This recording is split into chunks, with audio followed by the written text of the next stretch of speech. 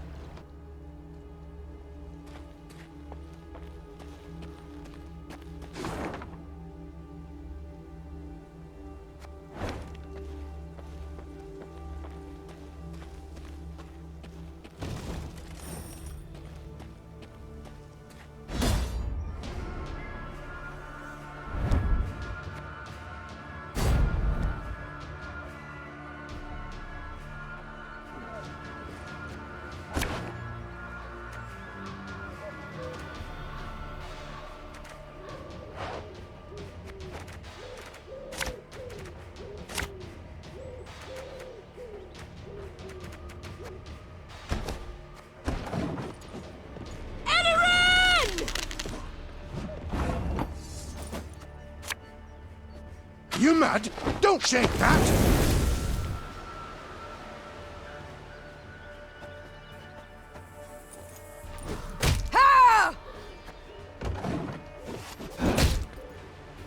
Nay, duanve camest.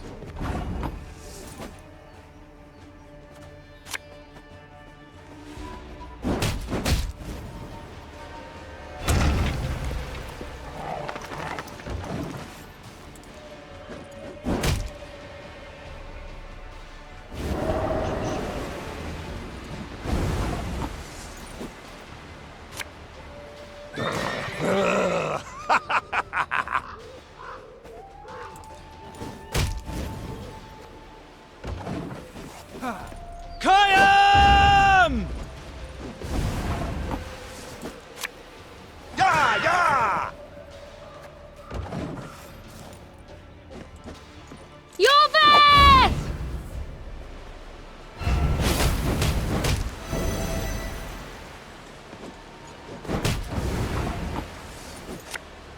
We'll catch 'em all!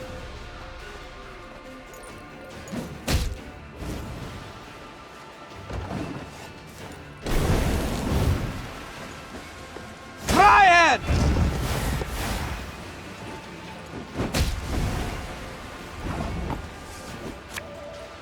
I'm a one, sir.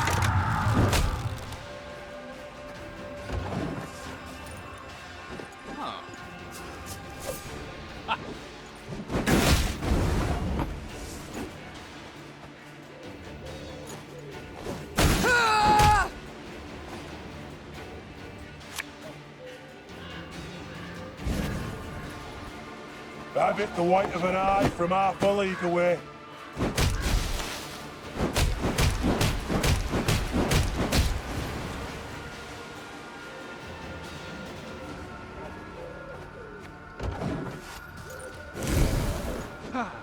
Have strength, my love.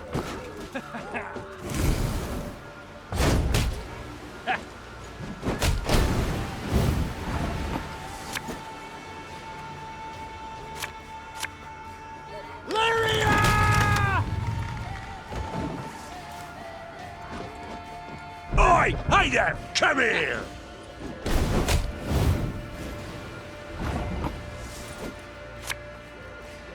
The chase is on!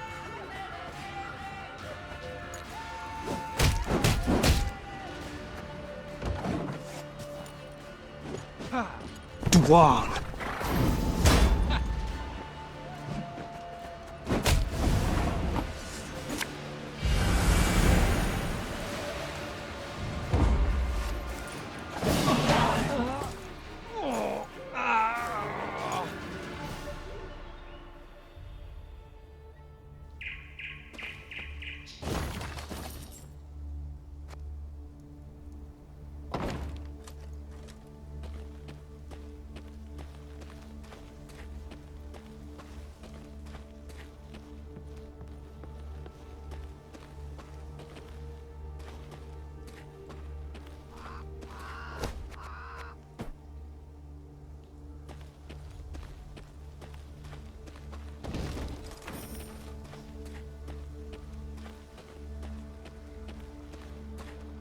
Meve was discussing some matter with Gascon when a scout approached.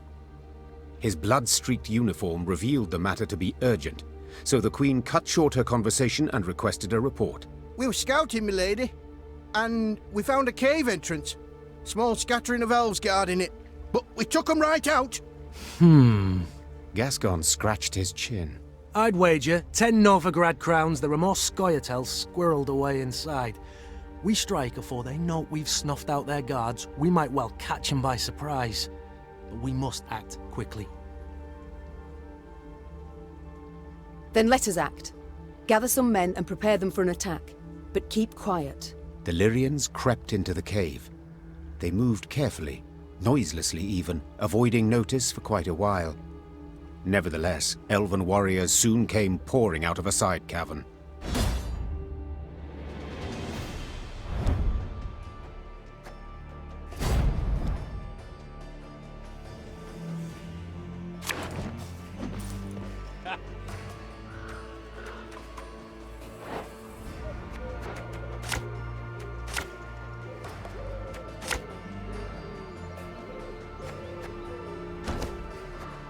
For Tuan!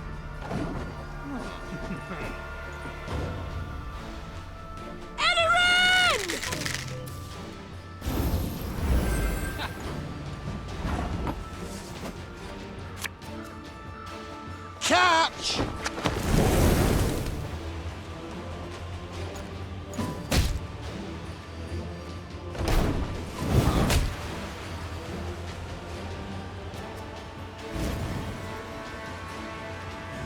We ought to help one or the other.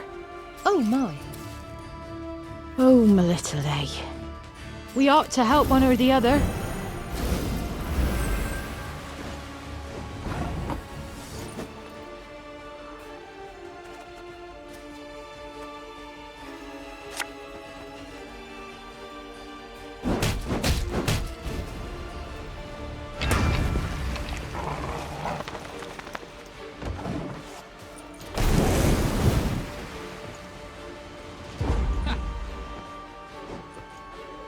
They're not backing down! Must be something of value to them here! Hey?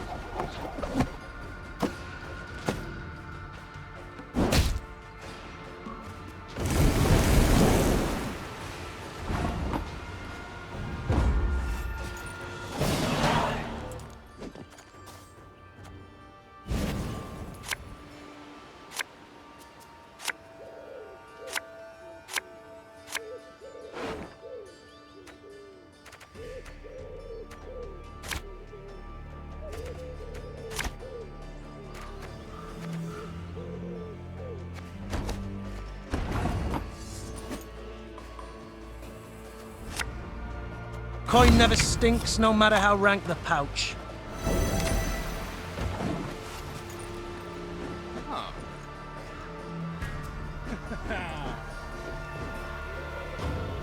Oh my.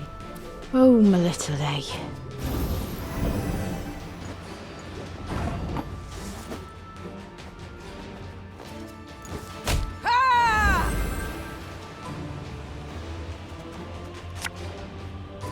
Army's a waste of time for one like me. Now we will see who is weak!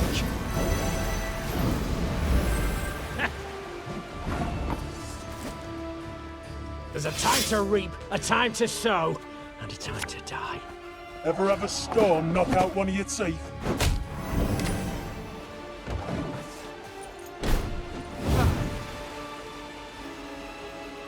I shall not fail! We ought to help one or the other.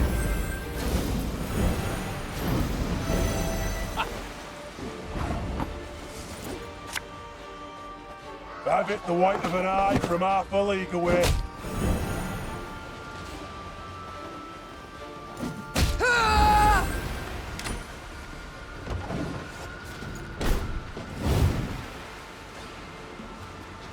Kayam!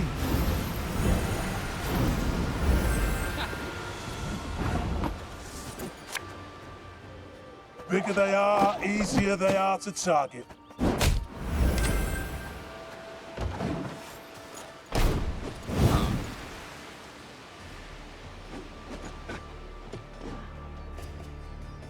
Oh my. Death awaits us all.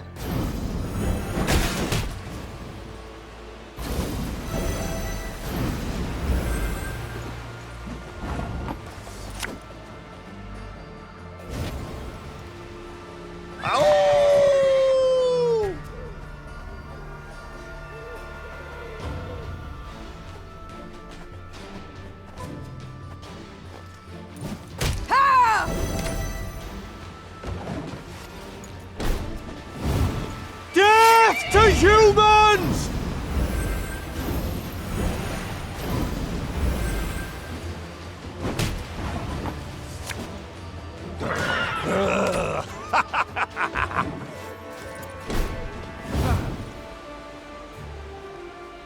This is elven land, Dwan, upon which your kind dies.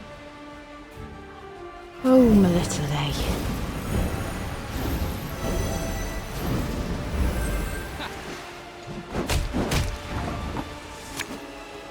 Yeah, yeah!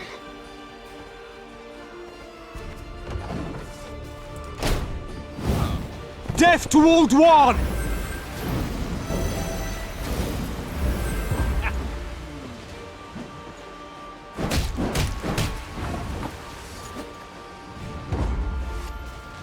They resisted to the very end.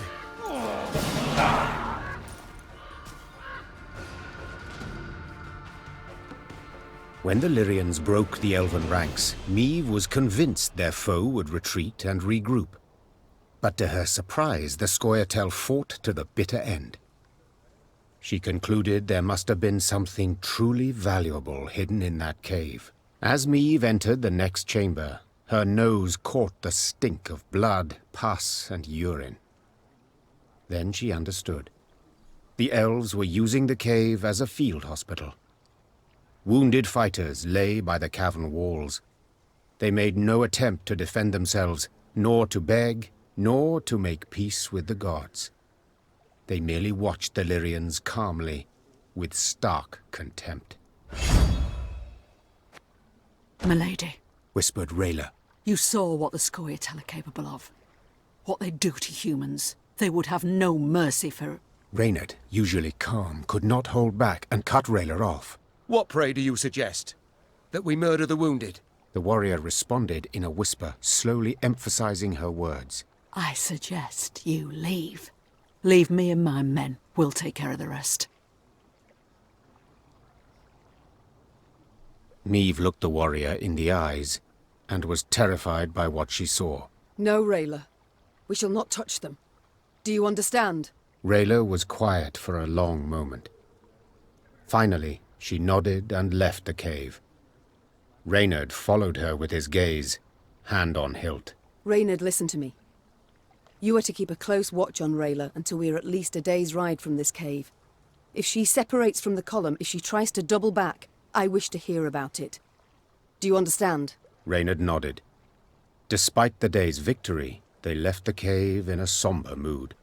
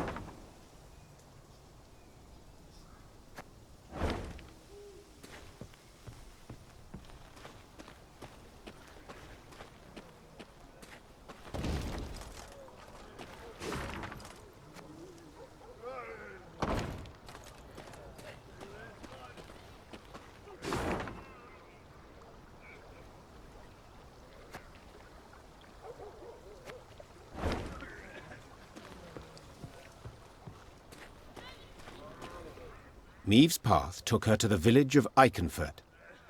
Unlike most settlements in the area, not a single human dwelled here. Instead, only elves and dwarves sat on its porches and stared at the passing Lyrians with clear aversion. Not a single greeting was extended to their allies in arms. Not a single peddler tried to hawk their wares.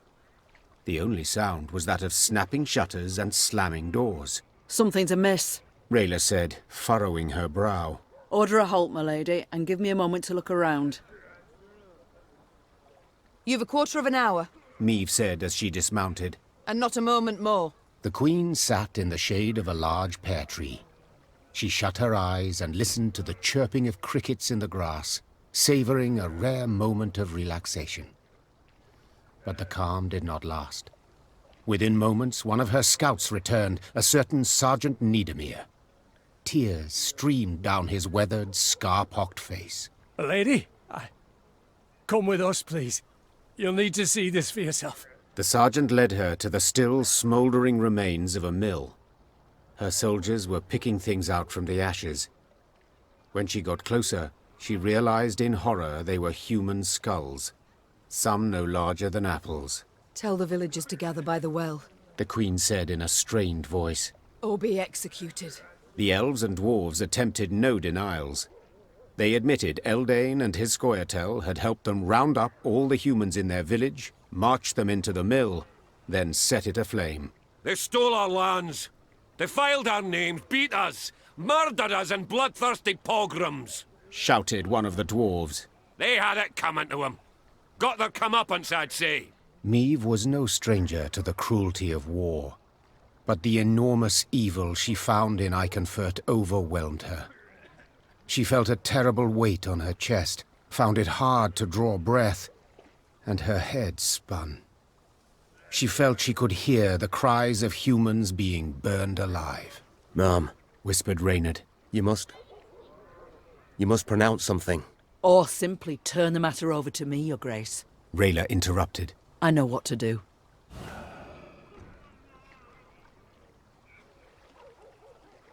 Do as you see fit. Maeve said quietly, gaze fixed on the ground. The Queen snapped her reins and rode out of the village.